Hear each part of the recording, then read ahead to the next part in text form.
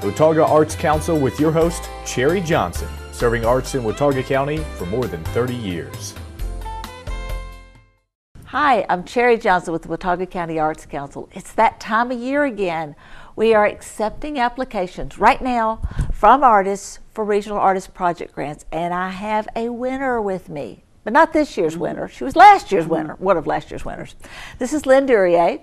Lynn is a clay artist, a sculptor, it's kind of a cut above what you'd really consider the normal potter type work. I mean, it's something different. It's a little more than. Tell me about you and your work first. Well, my work has really changed over the years. I've been working with clay for a long time, and I did start out as a potter and was a studio artist in Maine for many years, and went to graduate school a little later on in my career, at which point my work really changed. And at that point, I started working more sculpturally in a variety of scales, a variety of materials, still primarily clay. Some of my work incorporates metal, and some of it incorporates found objects. I haven't seen the found object thing. Well, that's going to be interesting. Yeah, I have an image or two with me of that. So, good. But if people ask me, I will respond to anything. I will respond to potter, ceramic artist, ceramist, sculptor.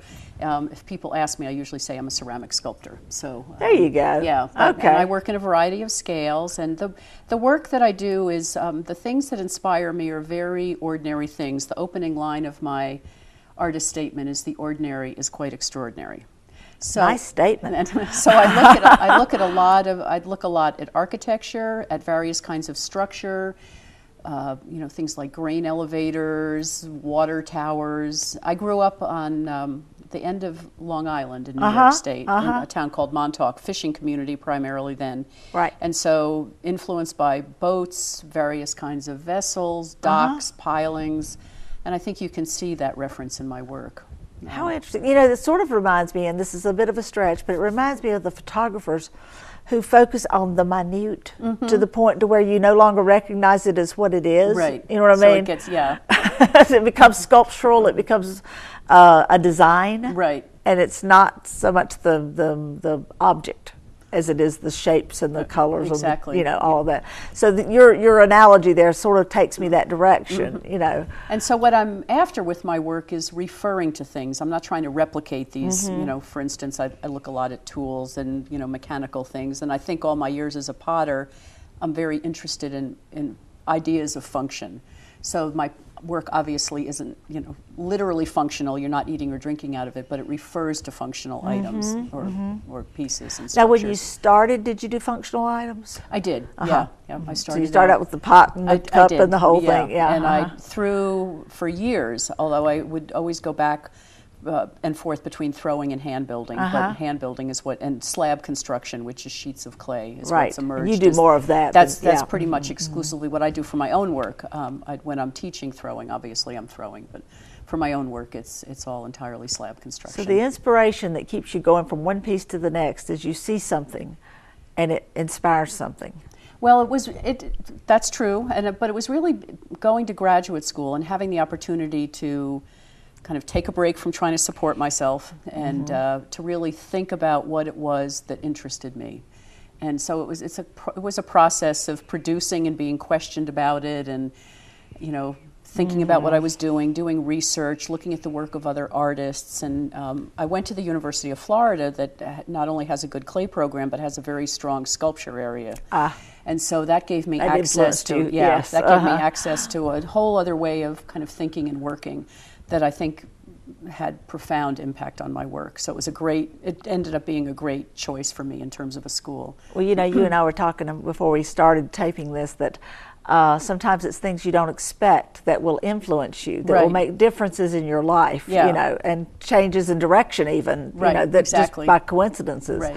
And so to some degree, that's kind of the way it worked out for you, because going to school there really did turn you around a corner. Yeah, my work was entirely different when I came out. I mean, I think you could see connections and threads, and there certainly are, there's older work that I did that I think is kind of, in a way, the precursor for what I'm doing now. But so there's certain ideas and themes that kind of remain constant they sort of go down and come up and go down and come up, but that there are, you know, ways of working and things about certain forms that appeal to me that kind of never go away in terms of, you know, my interests. Now, you applied for this grant last year, and what was it you wanted to accomplish? Well, I actually have been fortunate enough to get 2 regional artist project Yes, you have. grants. Congratulations for that. That's not everyone can say that. Last year's was I was on leave from my teaching job at Appalachian, and we in North Carolina instead of sabbaticals, we have something called off-campus scholarly assignment. So we apply and get approved. And what I did for 2 months last fall was I was guest artist at a creative community in Arizona, a place called Rancho Linda Vista. That's an unusual community that was formed in the 60s or 70s by artists and architects who taught at the University of Arizona. And it was a piece of property that had been a working cattle ranch and then had been kind of a guest ranch. And the property came up for sale, and a group of artists and architects got together and bought the property. Kind of sounds like a Western version of Penland. I know. Well, it's very different in that they're not teaching there, but they have a guest artist program. Most of the people who live there are artists, not all of them. Some of the original members are still there. They own the property in trust, in common, and then the people living on the community have houses. And what was the barns are now studio space. So what I got, they have a guest artist program because they like having different people come through with different ideas and kind of, you know, keeps things lively. So I had a wonderful little guest house to myself and a great studio space, very bare bones, but plenty for me, and in the complex with the other artists. So, and some people I saw a lot of, and some people I hardly saw at all. But they have a very nice gallery space. It's not a regular commercial gallery, but they've done it well and seriously and very professionally. So the openings are the big deal because that's when a lot of people come, and then after that, people, you know, kind of trickle in and out. Right. But I had a very successful show there. I was very pleased with how it looked, and I think just, you know, new audience and new territory. I had sales that were surprisingly high to me, so I was very pleased. That's great. And now, how did the grant tie into that? Well, the grant helped pay my expenses. So on the trip out there, I made arrangements to speak about my work at 3 schools in Texas. So that was part of my travel funding, was the honoraria from those speaking engagements. But I had expenses related to travel, to the rent while I was the guest artist, and minimal expenses other than that. They really keep it very reasonable. So the grant helped fund that, the travel, the expenses related to you know, getting me and my work out there. Most of it came in my car with me, but I did have to ship a little bit. And so that was what I wrote the grant for. That was the focus, was to support the residency. Well, it's obvious to me that being around in that environment would feed you as much as it fed them. Yeah. Oh, it was wonderful. Yes. Yeah.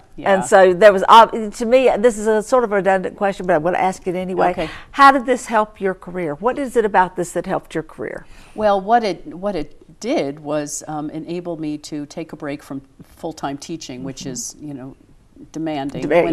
Consuming. Consuming. Yes, that would be a good word for it. And I'd been at Appalachian for 8 years, and I had been I had a few other teaching jobs between leaving graduate school and getting the job at Appalachian, but I'd been pretty much kind of full steam ahead with a lot of things, and so this gave me an opportunity to kind of reflect and spend a lot of time, you know, reading, thinking, making.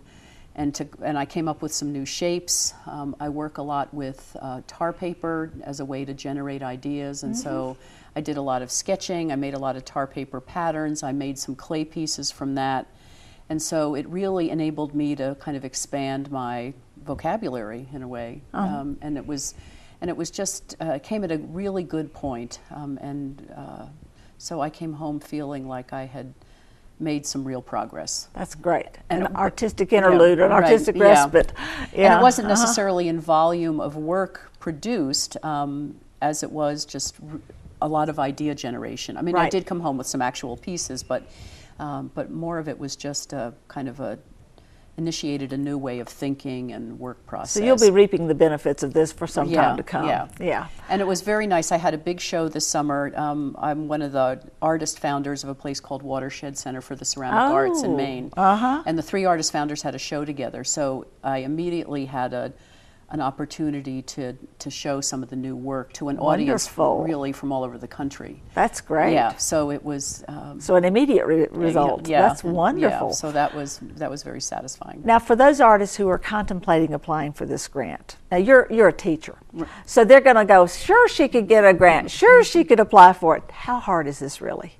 It's not that hard. It's a matter of, there's writing of a narrative and putting together a budget. Right. And because I've written a fair number of grants in the past, that's helpful experience to have. But I know that you have workshops to help artists who are doing it for the first time. And also, if an artist missed the workshops, we'll sit down one-on-one, and I'll help them with that process. Okay. And I also will review, now you didn't need it, but I will review applications from other artists, and make suggestions, that kind of thing. I did a workshop yesterday, and I noticed that when I said the word budget, someone went, they didn't know what I meant. Yeah. Basically, all it is you say, how much money do you need, and what do you need it for, and how are you going to come up with the money? How much of it is the grant, and how much other money do you have from whatever other sources you can come up with to make it happen? Some of which is obviously is personal funds. I mean, I had another grant through the university, a University Research Council grant that was but that didn't really pertain to so much to this. That was really another cycle. And it's not really a matching grant, So that's your project was a fairly expensive project, so it was more than we could fund. Oh yeah. But some people ask for things that really we basically pay the whole bill. Right. And you don't have to have a match. It's not required that you have the same amount of money tucked away and spend your own money too. If you can justify what you need and how you need it, that's going to help you as an artist, and that your work is good work, and that you're worthy of investment in, then that's what we're looking for. Yeah. And so and the first grant that I got was I think it was in '06, and I had curated an exhibition connected to our National Clay Conference. National Council on Education in the Ceramic Arts. And so and I was I was participating in the show, and at the same time I had, or very close, that was out in Portland, Oregon, and I also had a solo show at a gallery, the Lacoste Gallery in Concord, Mass. So I had a lot of shipping expenses.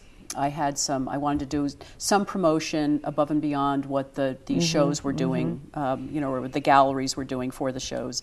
Wanted to print a new postcard and take advantage of these opportunities. So those were the kinds of things that Regional Artist Project which grant goes to show it's not what you might think. It's a very open field. Lots of variety of things that we could fund that will help an artist. So I think that's really neat. And she doesn't need it, but some artists will have someone buy them a wheel for throwing their pots or whatever. We can have we have even helped people renovate their studios. So it just all depends on what your need is. What you need, and it's just justifying that need. Exactly. So you would encourage artists to go out there and apply for this? Absolutely, yeah. And it's there's not that much actual paperwork. There is some, obviously. There's references and a budget and a narrative and a report but that happens later. And the report's not that complicated. No, it's not. It's basically what did you do and so forth. It's pretty simple. But I just want to stress that it's not an impossibility for any artist to do. We would encourage you, we will help you to run through the process. But the deadline is September the 14th, so get busy. If you need to talk to me about it, you can call me at 264-1789, or you can email me. The best thing to do is to go to our website, watauga-arts.org. You'll not only find all the information you need for this grant, you'll also find contact information and so much more. I encourage you to get involved with the Arts Council, get involved with the arts, get involved with being even more entrenched in the art scene in this community, which is wonderful, and we're really excited that we live here. And I think, and for a lot of people, no one source is going to help fund everything. But it's a matter of kind of patching it together. That's the whole key. Yeah, and once you've written and gotten some grants, then that helps. And you know, there's a certain amount of cutting and pasting too from previous grants. That's what I always tell my students. That's always it. Never I tell my reinvent students, the wheel. The first one is the worst one, and then after that, it's it gets easier. Yeah. So, well, we will look forward to seeing all of these wonderful applications from Watauga County. This is a 4-county project. It serves Allegheny, Ashe, Wilkes, and Watauga. And of course, we want Watauga's artists to stand out of the crowd, but we'll support any of the artists from any of the 4 counties. It's a wonderful project called the Regional Artist Project Grant, supported also with funds from the North Carolina Arts Council. And it is a way of really making our community even more special than it already is. And that's what we're looking for. Thank you, Lynn, so much You're welcome. for joining Thank me you. today Yep. and sharing this, especially for explaining this whole process from your perspective. Right. That's really great. Thank you again for joining us, and we will look for you again next time. Watauga Arts Council with your host, Cherry Johnson, serving arts in Watauga County for more than 30 years.